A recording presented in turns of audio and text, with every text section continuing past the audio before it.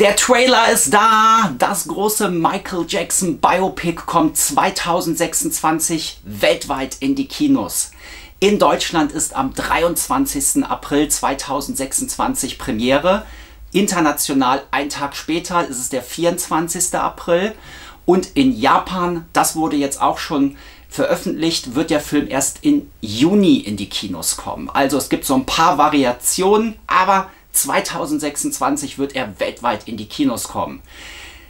Lionsgate Universal haben den Trailer zum offiziellen Michael Jackson Biopic gedroppt und das Internet ist steil gegangen. Es ist bis jetzt schon der meist abgerufene Trailer jemals von irgendeinem Biopic, von irgendeinem Künstler, Künstlerin, Schauspieler, Politiker oder was auch immer.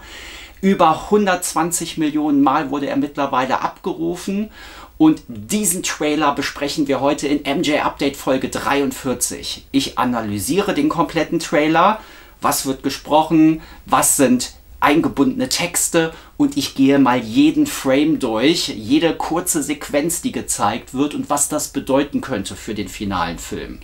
Damit ist das hier schon das 5. Update zum großen Michael Jackson Biopic. Es gibt eine ganze Playlist, wenn ihr erfahren wollt, wie sich dieser Film entwickelt hat, vom Anfang bis jetzt, wo wir gerade stehen. Und jetzt habe ich auch extra ein bisschen gewartet, weil der Trailer ist mal wieder Grund, eine aktuelle Folge über dieses Thema zu machen. Und in diesen Tagen wird es wahrscheinlich auch noch eine Langversion, also eine offizielle Kino-Trailer-Version geben, die veröffentlicht wird. Was wir jetzt bekommen haben, ist nämlich nur ein Teaser-Trailer, der 1 Minute 10. Und die offiziellen Kino-Trailer, die gehen ja in der Regel 2,5 Minuten. Das soll bei Wicked 2 im Trailer, da soll der offizielle Trailer, der 2,5 Minuten gehen soll, veröffentlicht werden. Das wird jetzt am, ich glaube, um den 20. November passieren. Naja, vielleicht ist es auch, wenn diese Folge rauskommt, schon haben wir den längeren Trailer. Heute konzentriere ich mich aber auf den Teaser-Trailer und den gehen wir jetzt zusammen durch. Viel Spaß!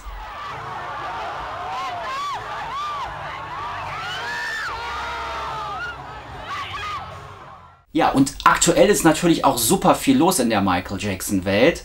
Nicht nur, dass wir das große Biopic vor der Türe stehen haben und die Promotion gerade startet. Wir hatten auch zu Halloween das Thrilloween, die Flashmobs, die weltweit stattfanden. Und hier in Deutschland, in Hamburg, gab es natürlich den großen Flashmob in der Wandelhalle am Hamburger Hauptbahnhof. Da habe ich ja auch mitgemacht. In der letzten MJ-Update-Folge könnt ihr euch das nochmal genau anschauen, wie dieser Tag, wie die 36 Stunden rund um den Flashmob verlaufen sind. Sehr spannend, guckt mal rein.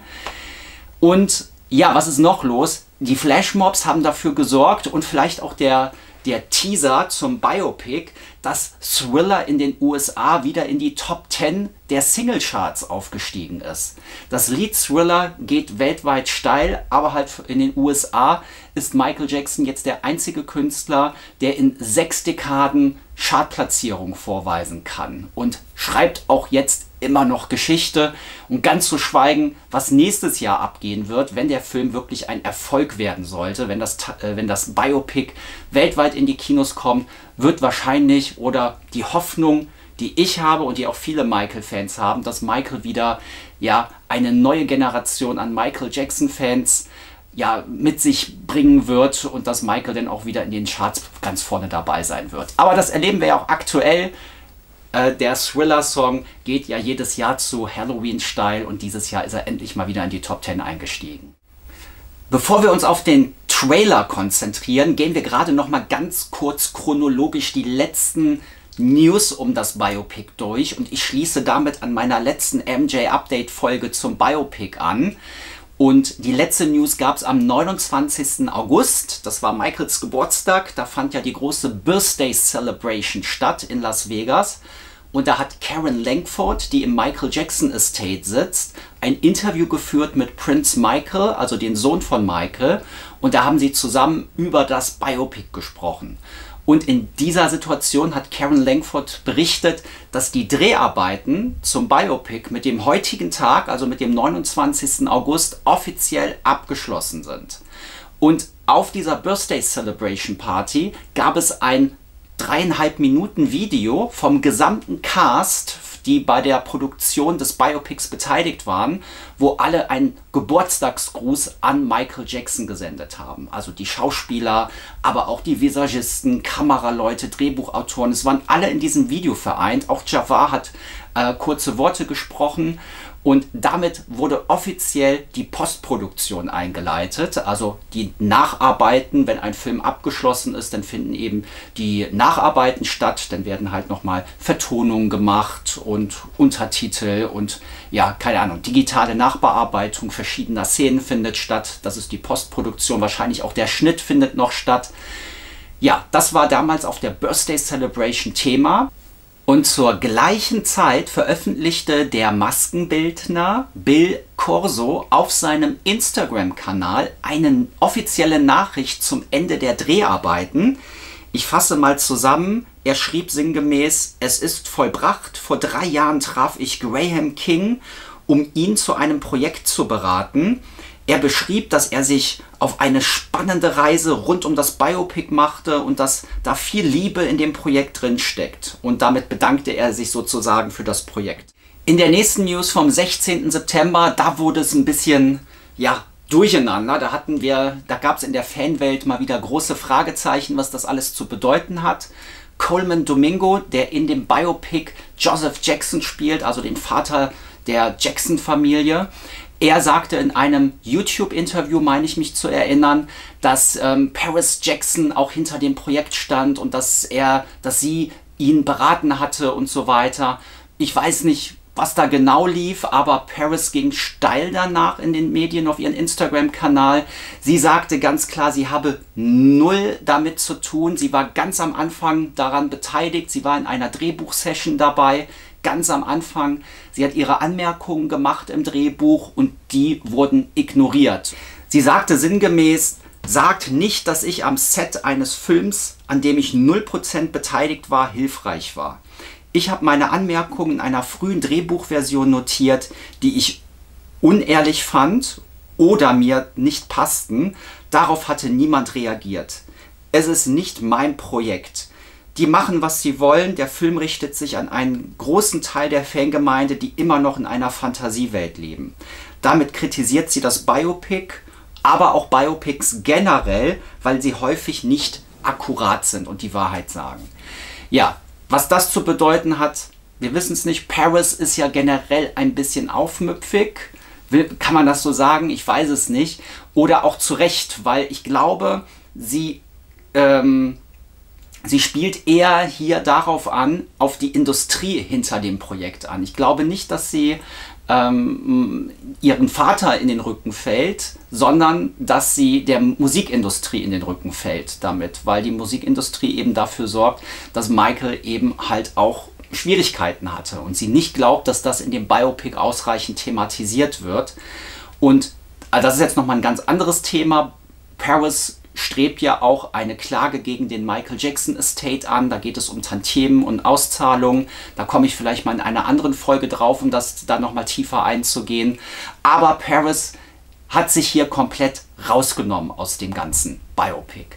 Ihr Bruder Prince Michael ist auf jeden Fall involviert. Er war ja bei der Birthday Celebration dabei, als Karen Langford das Ende der offiziellen Dreharbeiten präsentierte, und Prince ist auch immer wieder bei den Dreharbeiten dabei gewesen. Also Prince scheint wohl hinter dem Projekt zu stehen.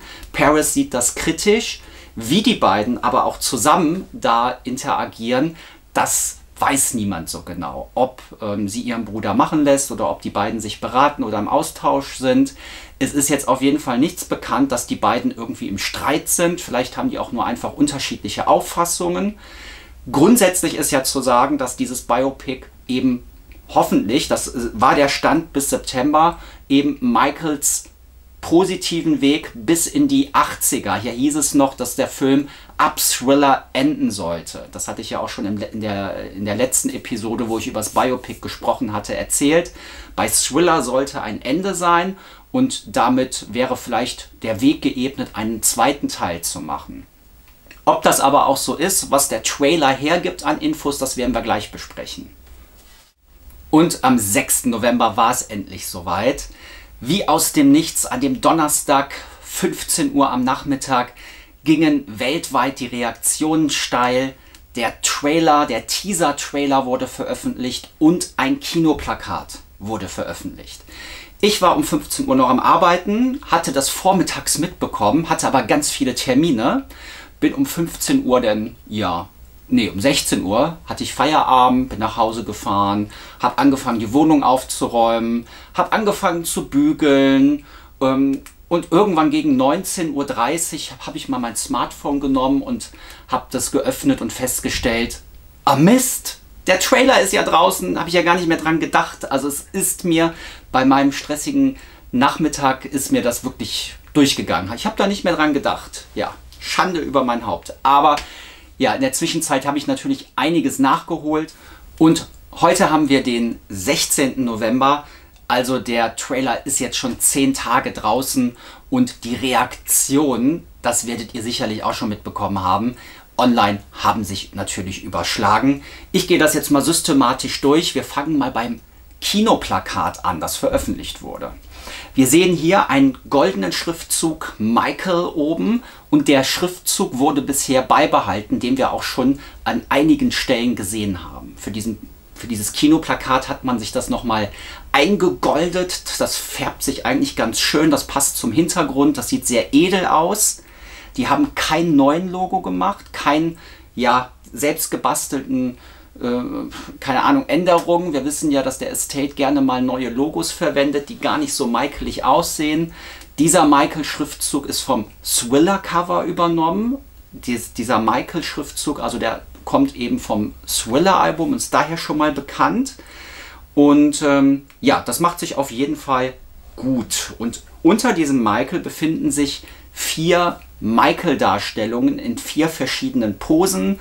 Wir haben einmal eine I Want You Back Pose aus der Jackson 5 Zeit, daneben Michael als Don't Stop Till You Get Enough, daneben größer, also der Don't Stop Till You Get Enough Michael ist ein bisschen größer und der größte ist der Beat It Michael mit roter Jacke und darunter dieses Klavier-T-Shirt und rechts daneben ist der Billie Jean Motown 25 Michael und so teilt sich das Cover in 4 Michael auf und darunter sind dann noch diverse Schriftzüge, ich glaube im Theater steht dort und wer der Produzent ist, steht noch darüber, Bohemian Rhapsody Produzent und so weiter, Lionsgate und die ganzen Logos sind damit drauf. Ja, wie sind die Reaktionen gewesen zu diesem Plakat? Da kann man jetzt nicht sagen, da sind alle freudig in die Luft gesprungen. Fans kritisieren das sieht so ein bisschen nach Clipping, selbstgemachtes Kinoplakat, es fehlt irgendwie eine ikonische Pose, auf Zehenspitzen, der Hut, der Glitzerhandschuh. Also Fans vermissen halt hier irgendwie was Ikonisches, was im Zusammenhang mit Michael steht. Stattdessen sind hier 4 Michael mit aufgebaut, die den Weg von Michael abzeichnen, von den Jackson 5 bis zum Motown 25, was dann ja auch den Rahmen des Films abbilden könnte, ne, wenn der Film die Kindheit bis zur Thriller beleuchtet, dann wäre ja irgendwo bei Motown 25, diese große Gala, die damals stattfand, zu Ehren von 25-jährigen Jubiläum des Plattenlabels Motown. Da hat Michael Jackson ja seinen ikonischen Billie Jean Auftritt gehabt und mit den Brüdern auch noch ein Jackson 5 Medley gesungen. Und das könnte diese Spanne sein, dass der Film eben dort endet. Und das zeigt dieses Plakat. Und ja, viele haben das kritisiert, weil das irgendwie nicht so ikonisch aussieht. Die Figuren, also Michael, die sind relativ klein abgebildet und irgendwie passte das nicht. Also viele haben sich daran gestört. Ich selbst bin auch jetzt nicht durch die Decke gegangen, aber ich fand es okay. Also vielleicht in der Regel kommen ja noch Folgeplakate. Es bleibt ja in der Regel nicht nur bei einem Plakat. Werden wahrscheinlich noch verschiedene Plakate kommen. Und jetzt in den letzten 10 Tagen haben einige Fans auch schon Fan-Made-Plakate gemacht, wo ich auch sagen muss, die sehen teilweise wesentlich besser aus als das. Das hätte auch gut funktioniert. Ja, was denkt ihr? Wäre eine ikonische Pose oder irgendein anderes Motiv besser gewesen für den ersten Release? Teilt es mal gerne in den Kommentaren mit. Was wird im Trailer gesprochen? Wenn wir uns den Trailer anhören, da geht es am Anfang, ich gehe mal den deutschen Trailer durch, da heißt es am Anfang, ich weiß, dass du lange darauf gewartet hast. Schon eine Anspielung, die so ein bisschen für Fans auch so ein bisschen eine Stichelei sein könnten, ne, weil wir ja wirklich seit Jahren darauf warten. Die Tracks sind eingespielt, die Songs sind fertig, legen wir los. Ne, das kommt danach und dabei begleitet sehen wir verschiedene Fragmente aus der Thriller-Zeit, Thriller-Songs. Das ist deine Geschichte, respektiere deine Vergangenheit, gestalte die Zukunft. Das ist es, was die Leute wollen. Damit sind das die Aufmachertexte, die ein Sprecher aus dem Off spricht.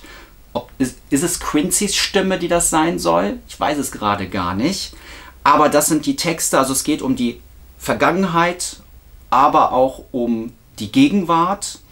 Und er soll das respektieren und er soll seine Zukunft gestalten, die ja auch hier, wenn das die Thriller-Zeit sein soll, auch noch ja, im Raum steht, wo wir auch nicht wissen, wie weit die Zukunft im Film beleuchtet werden wird.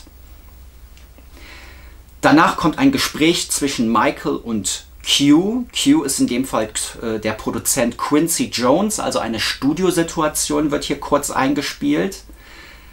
Q, kannst du das Licht für mich dimmen, bitte? Okay, aber denk dran, hier drin hältst du die Füße still, mein Lieber. Und dann kichert Michael. Dieses Gekicher finde ich in der Originalversion gut und auch Michaels Stimme hört sich nahezu identisch an. Also wenn ihr den Originaltrailer gesehen habt, die Klangfarbe von Michaels Stimme, die Jafar da spricht, hört sich fast genauso an wie Michael. Also wenn man es nicht wüsste, würde man denken, das ist Michael. In der deutschen Synchronisation finde ich, naja, es ist halt eine Synchronisation und das hat mir nicht so gut gefallen. Und dieses Gekicher wirkt ein bisschen übertrieben, sage ich mal, in der Synchronisation. Welche Schriftzüge erscheinen im Trailer? Kommen wir zu den Texteinblendungen. Am Anfang wird direkt der ausführende Produzent eingefügt von Graham King, dem Produzenten von Bohemian Rhapsody, also dem Freddie Mercury Biopic, und dem Regisseur Antoine Fuqua. Erlebe den Aufstieg des Kings. Das wird dann danach sehr dramatisch zwischen Videoeinspielern eingeblendet. Dann kommt der Schriftzug ziemlich zum Ende. Michael in diesem goldenen Schriftzug, wie wir den auch auf dem Kinoplakat finden.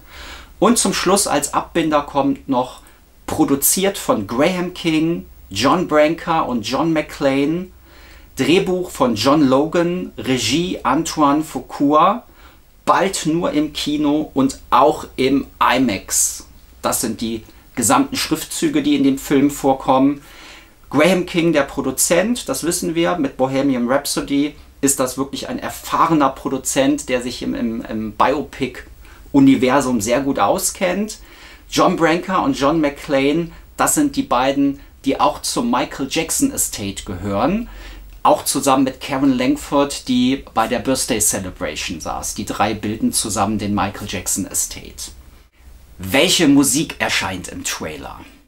Das musikalische Werk von Michael Jackson findet im Trailer wie folgt statt. Das ist einmal rhythmisches Klatschen zu hören. Sehr dynamisch baut sich das auf und Wanna Be Starting Something ist zu erkennen. Mama se, mama sa, mama makusa erklingt in der Musik.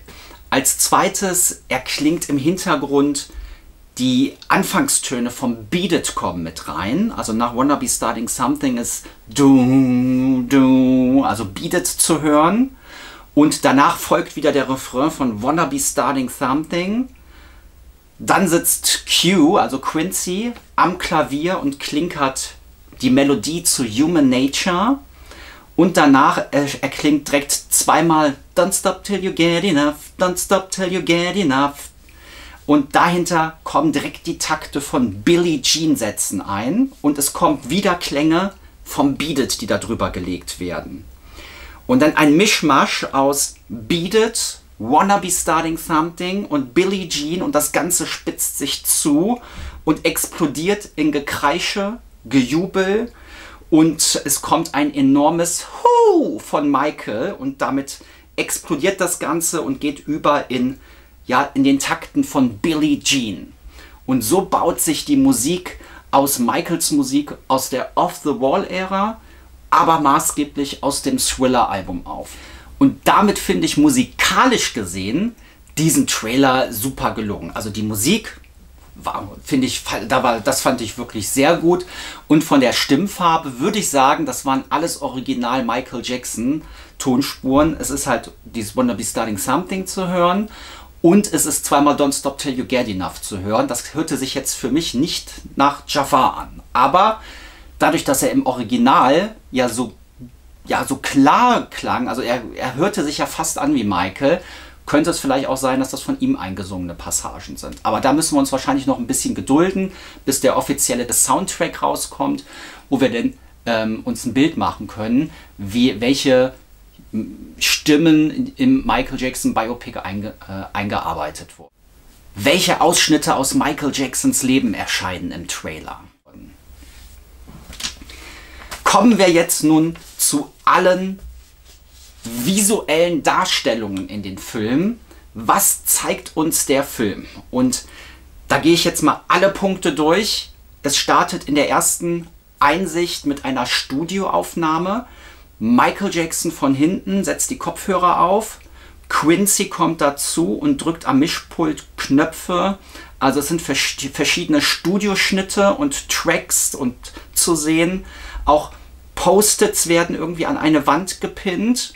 Damit fängt das Ganze an und es kommt ein Post-it, wo eben Mama Se, Mama Sa, Mama Makusa draufsteht. Eine Kamerafahrt aufs Dodgers Stadium in Los Angeles und ganz rechts am Rand ist auch das Victory Tour Zeichen zu sehen. Das heißt, wir sehen hier, okay, das spielt auch zur Victory Tour, also eine Kamerafahrt über ein Stadion. Und zur Victory Tour haben die Jacksons ja auch die großen Stadien in den USA bespielt. Direkt danach in der dritten Sequenz kommt ein Ausschnitt MJ im Bad-Outfit zu sehen. Ich glaube, da ist nur sein Schritt zu sehen, wie er eben einen Weg lang marschiert. Und da ist ganz klar sein Bad-Kostüm zu erkennen. Und damit war in der dritten Sequenz schon klar, okay, der Film scheint nicht zur Thriller-Zeit zu enden, sondern er wird bis zur Bad-Zeit gehen. Und das war die große Überraschung, weil wir alle damit gerechnet haben, okay, die lassen den wirklich bei Thriller enden. Hier wurden wir jetzt eines Besseren belehrt. Der Film scheint bis zur Bad-Zeit zu gehen.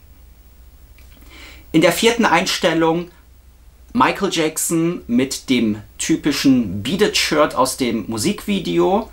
Dann kommt ein Post-it mit Billie Jean drauf, der an die Wand gepinnt wird.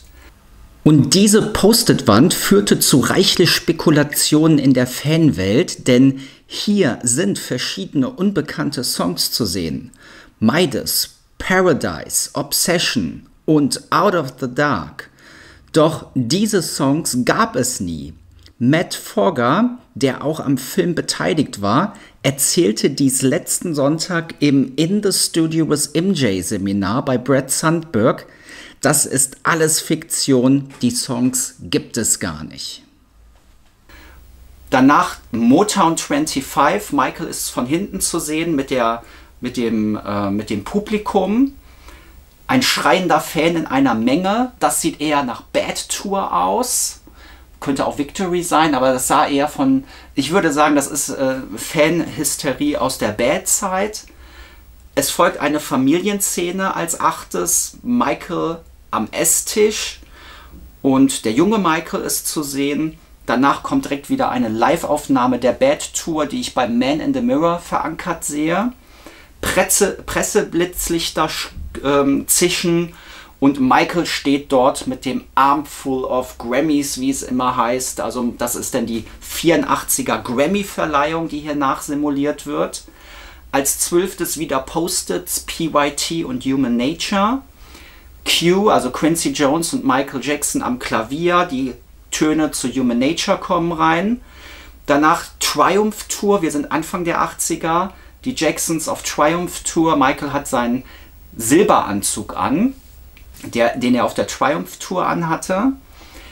Es folgt eine Videoaufnahme von Don't Stop Till You Get Enough mit dem Bluescreen, meine ich, war dahinter.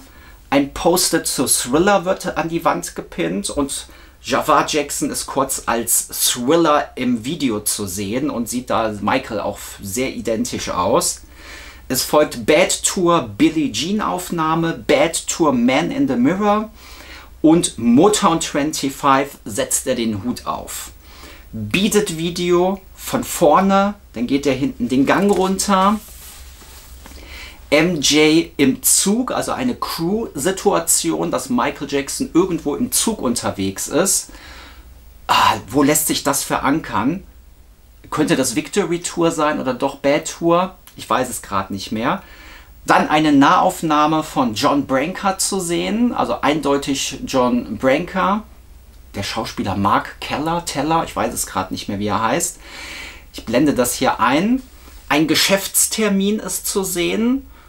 Ja, das sieht nach einem Business-Termin aus. Vielleicht werden hier die Verträge des Beatles-Katalogs oder des ATV Music-Katalogs mit reingebracht. Eine Schminksituation ist zu sehen, dass Michael sich schminkt. Vielleicht covert er sein Vitiligo ab. Vielleicht geht das in diese Richtung, vermuten viele. MJ steht auf einem Auto in einer Fanmenge. Das könnte London oder New York sein. Ich bin mir nicht sicher. Im Hintergrund ist ein gelbes Taxi zu sehen. Das sieht eher nach New York aus. Wenn das London gewesen wäre, da hat er ja bei Madame Tussauds die Wachsfigur, als die eingeweiht wurde, da gab es ja auch eine ähnliche Situation. Ich habe nochmal recherchiert, wo das in New York oder wann das in New York sein könnte. Ich habe es gerade auf Anhieb nicht gefunden. Danach kommt aber eine Situation der Triumph Tour wieder, Motown 25. Dann ist ganz klar zu sehen, dass er Who's Bad auf der Bad Tour singt. Eine Studioszene von Anfang wird fortgesetzt, also mit Quincy Jones. Das geht über wieder in einen Motown 25 Moonwalk. Fan wird aus der Menge gezogen. Die Bad Tour Drehung, das geht über in die Don't Stop Till You Get Enough Drehung aus dem Video. Motown 25 Drehung, oder da steht ja schon auf Zehenspitzen. Ne, das ist immer noch die Drehung, denn der kleine Michael aus Gary, Indiana vor dem Fernseher. Nochmal die Don't Stop Till You Get Enough Drehung und dann steht er auf den Zehenspitzen bei Bad, auf der Bad Tour und dann ist das Ganze zu Ende. Das sind alle Aufnahmen, die in dem Film verarbeitet werden. Was bedeuten diese Aufnahmen nun? Also, wenn wir da so einen Blick drüber werfen, dominiert hier natürlich, würde ich sagen, die Thriller-Zeit. Also wir werden hier sehen, einmal die Jacksons in Kindheit. Das sind diese Situationen am Familientisch. Damit ist eine Position, die die Kindheit widerspiegelt, mit drin. Also das sieht eher sehr kurz gehalten aus. Danach dominiert Off-the-Wall-Ära, Michael, Don't Stop Till You Get Enough, Videoaufnahme, Bluescreen. Wahrscheinlich wird seine Leidenschaft zur Video hiermit wiedergespiegelt, das könnte sein. Die Triumph Tour ist als nächster Punkt mit drin. Er ist nach dem Off-the-Wall-Album, wurde das Triumph-Album mit den Jacksons herausgebracht und die Brüder sind nochmal auf große Tournee gegangen. Die Triumph Tour wird verarbeitet. Denn die Studioarbeiten um das Thriller-Album scheinen hier einen enormen Platz einzunehmen. Die Pinnwand, wo die Songs drauf gepinnt werden. Quincy Jones im Zwiegespräch mit Michael im Studio. Die sitzen am Klavier, spielen die Melodie zu Human Nature. Also die Entstehungsgeschichte zum Thriller-Album wird hier wahrscheinlich ein Fokus sein. Könnte sein. Video zu Thriller wird mit eingebaut, das Video zu Beat It wird mit eingebaut und damit sind wir bei ganz vielen Ankerpunkten, die mit der Thriller-Zeit zusammenhängen und gipfelt in das Motown 25 Special, was Michaels legendären Moonwalk oder den Michael legendären Moonwalk hervorbrachte und Drehung und auf Zehenspitzen stehen, den Hut, also all die ikonischen Bilder von Michael werden hiermit ihren Höhepunkt erreichen. Danach die Victory Tour ist hier Thema, das Stadion, die Stadionaufnahme, also wird die Victory Tour hier auch Thema sein. Denn Bahnfahrten, das wird wahrscheinlich das Tourleben widerspiegeln und einige Aufnahmen, die mit der Bad Tour zusammenhängen. Hier scheint es aber eher um die Live-Tour zu gehen. und weniger um das Album. Also hier werden keine Videofragmente gezeigt, wie das Bad-Video aufgenommen wurde oder der Moonwalker-Film oder Smooth Criminal entstanden ist. Hier scheint es maßgeblich um die Bad-Tour und die verschiedenen Live-Fragmente zu gehen. Bad-Tour, Man in the Mirror, Billie Jean und Bad sind, also habe ich jetzt hier wahrgenommen, die hier verankert werden. Damit spielt dieser Trailer, dieser Teaser-Trailer die Spanne Kindheit vor dem Fernseher bis hin Who's Bad, der letzte Song, oder Man in the Mirror bei der Bad Tour. Das sind meine aktuellen Vermutungen, wie die Inhalte, also was der Teaser aktuell am Futter hergibt, was für Themen dort berücksichtigt werden. Das Covern des Gesichts, also die Hauterkrankung Vitiligo, könnte hier auch mit verarbeitet werden, was auch auf jeden Fall positiv zu sehen ist. Was hier fehlt, sind die Verbrennungen. Durch den Pepsi-Werbespot spielen hier keine, also das gab es keine Fragmente. Und welche Probleme im Hintergrund entstanden, welche Familienverwürfnisse entstanden sind, welche Veränderungen durch den Abgang von Motown zu Epic und wie die frühen Jahre aufgearbeitet werden, das ist hier noch nicht zu sehen. Aber klar ist, dass hier vermutlich bei der Bad Tour der Film seinen Höhepunkt erreicht und der Film zu Ende ist. Ja, das ist der Teaser-Trailer. Wir haben ihn endlich und ja, das Netz drehte danach durch. Also ich habe es eben schon gesagt, innerhalb von 4 oder 48 Stunden 116 Millionen Abrufe. Jetzt sind wir 10 Tage später. Ich habe nicht nochmal nachgeschaut, aber die Zahlen gehen überall nach oben. Und es ist auch interessant zu sehen, wer das alles guckt. Also ich wurde von so vielen Menschen auf diesen Trailer angesprochen. Der geht auf jeden Fall, der erreicht sehr viele Schichten, sehr viele unterschiedliche Schichten von Fans, aber auch Nicht-Fans oder einfach nur Interessierte, die das irgendwo mitbekommen haben. Und das ist schon ein positives Signal, dass man zumindest sehen kann, okay, der Trailer, der Film erreicht eine breite Masse und die Promotion, würde ich sagen, ist auf jeden Fall geglückt. Man kann jetzt natürlich über verschiedene Sachen diskutieren. Warum ist der Trailer nur im 16:9 Verhältnis veröffentlicht? Warum hat man ihn auch nicht tauglich gemacht für die sozialen Medien, im Smartphone-Display, im Hochformat? Da gab es, ja, man musste halt immer mit diesem 16:9 Verhältnis arbeiten. Ich weiß jetzt gerade nicht, ob innerhalb der letzten Tage noch ein Hochkantformat offiziell veröffentlicht wurde. Aber das haben einige kritisiert. Das Cover, habe ich ja eben auch schon angesprochen, haben einige kritisiert. Und in der Michael Jackson Fanwelt, wir waren ja am 7. November, einen Tag später, fand in Köln eine große Michael Jackson Party statt. Und da haben wir natürlich alle über den Trailer diskutiert. Und die überwiegende Aufnahme war positiv. Also auch Michael Jackson Fans bewerten diesen Trailer als positiv. Ich gehöre auch dazu. Ich bewerte ihn als positiv. Von der Musik, wie sie in dieser 1 Minute 10 aufgearbeitet wird und wie sich das zuspitzt durch diese Zuschnitte und die Überraschung, dass eben auch Bad mit thematisiert wird, ist durch die Bank positiv angekommen. Also die meisten Fans haben ja diese Kritik mit dem 16:9, Kritik mit dem Cover, dass das nicht so optimal ist, da hätte man sich was besser einfallen können, aber insgesamt kam das durch die Bank positiv an. Und John Branca, dass der so einen großen, präsenten Auftritt in dem Trailer bekommt, ja, fanden jetzt auch viele komisch. Aber das könnte jetzt natürlich auch nur in der Fan-Community sein, weil John Branca auch nicht unumstritten ist. Ne? Er gehört zur Michael Jackson Estate und hat auch im der Jahrzehnte auch Entscheidungen getroffen, die nicht so gut waren. Und er wurde ja von Michael auch mal gefeuert. Ende der 80er war das, meine ich, müsste ich jetzt nochmal genau nach dem Datum schauen, aber hatte sich Michael von ihm getrennt. In den letzten Jahren haben die offenbar wieder ein bisschen zusammengefunden vor seinem Tod. Und ja, die Übernahme von dem Testament, da gibt es ja auch Sachen, die nicht so gut laufen. Und ja, das sind auch so kritische Punkte, wo man sich fragt, würde auch sowas im Biopic drin stehen oder thematisiert werden?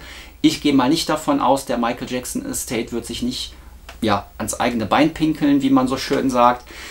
Ja, hier haben wir auf jeden Fall erstmal den ersten Trailer Und ich bin doch überrascht und ich bin jetzt auch, nachdem das jetzt ein paar Tage gewirkt hat, positiv gestimmt, dass die Promotion gut laufen wird und dass das Medieninteresse gehypt ist.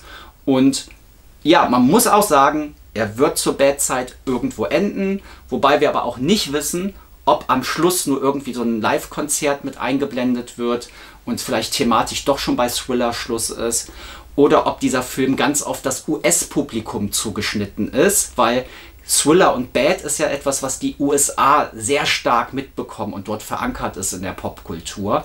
Thriller, die Videos, Motown 25, Michael Jackson war in den USA sehr präsent, die Victory Tour, die 84 durchs Land ging. Dann kam Michael mit Bad, es gab die Bad Tour in den USA. Michael Jackson machte, weiß ich nicht, 60 Konzerte allein in den USA bei der Bad Tour. Und danach fand Michael Jackson in den USA ja immer weniger statt. Zu Dangerous, klar, den Super Bowl-Auftritt, das Oprah-Interview, aber danach die Dangerous Tour führte ihn nicht in die USA und auch bei History führte ihn auch keine Tour durch die USA.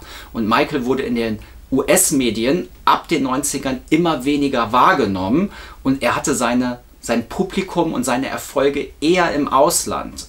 Enormen Erfolg im Ausland und das wissen viele in den USA nicht, dass Michael Jackson gerade in Europa, in Asien, in Südamerika, Australien, Afrika, dass er im Rest der Welt enorm gefeiert wurde und da haben viele die Annahme, okay, der Film ist nur auf das US-Publikum zugeschnitten und er spielt nur bis in die 80er, weil danach wissen die eh nicht mehr, was mit Michael passiert ist. Das ist eine Annahme. Aber es steht immer noch zur Disposition, das ist noch nicht aus der Welt, dass es einen zweiten Teil geben könnte. Das wurde weder abgelehnt noch bestätigt. Meine Vermutung ist, dass man jetzt abwarten möchte, wie dieser erste Michael Jackson, wie das erste Biopic im Kino anläuft. Wenn das ein Erfolg wird, könnte das die Konsequenz sein, dass die einen zweiten Teil drehen.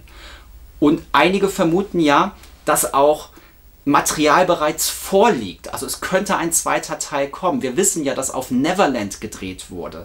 Neverland hat Michael Jackson erst 88 gekauft. Und wenn auf Neverland Dreharbeiten stattfanden, wäre das hier für diesen Film nicht mehr relevant. Das könnte man für den zweiten Film nehmen. Wir wissen auch, dass eine Razzia auf Neverland gedreht wurde mit Polizeieinsatz und so weiter. Wir wissen, dass auch Michael, also Javad Jackson, hatte auch das Dangerous Outfit an. Da sagen aber einige, die Fotos, die daraus entstanden sind, das waren nur Promo-Fotos für die Investoren für das Biopic. Da hatte nur eine Fotosession stattgefunden, da wurde nicht wirklich gedreht. Also man weiß es nicht so genau, was jetzt alles zwischen 88 und 2009 an Material schon gedreht wurde, wo man jetzt im Nachhinein ja weiß, dass das nicht verwendet wird. Aber nach wie vor, ein zweiter Teil könnte noch kommen und das, finde ich, ist immer noch ein Lichtblick, dass eben halt auch die Jahre 1988 bis 2009 stärker beleuchtet werden und dass dort eben auch die gesamten Hintergründe zu den Anschuldigungen aufgearbeitet werden, aber auch das Verhältnis zur Plattenindustrie, zu Sony, auch Michael Jacksons Macht, die er hatte als Musiker, weil er eben sehr wertvolle Musikkataloge besaß und Michael Jackson ja Anfang der 2000er Jahre auch sehr hart mit seiner Plattenfirma ins Gericht ging, dass auch diese Themen thematisiert werden. Und da bin ich sehr gespannt, wie das in Zukunft um einen zweiten Teil weitergeht. Aber jetzt freuen wir uns erstmal auf den ersten Teil. 23. April werden wir wahrscheinlich alle in die Kinos strömen und uns Michael, das große Biopic, anschauen. Und ja, damit sind wir durch für heute. Das war mein Beitrag zum Teaser-Trailer. Und kommentiert ihr doch mal gerne, wie ihr den Trailer fandet. Erfüllt er eure Erwartungen? Hat er euch abgeholt? Wie findet ihr dieses Konzept aus Poster, Trailer, die ganzen Mitschnitte und Musik, die verarbeitet wird, wie das visuell umgesetzt wurde? Kommentiert mal gerne, liked die Folge, hypt und abonniert, wenn ihr es nicht schon längst gemacht habt. Das ist MJ Update, ich bin euer Harry und wir sehen uns wieder bei der nächsten Folge. Macht's gut, ciao!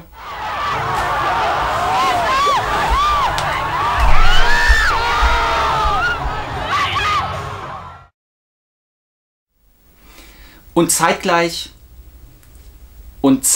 hat der Maskenbilder. Und zur selben Zeit hat der Maskenbilder. Und zur gleichen Zeit hat der Maskenbildner.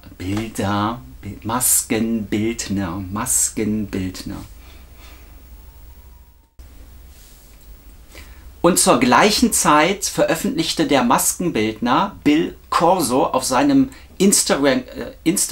Mein Gott, warum komme ich denn hier immer durcheinander? Und zur gleichen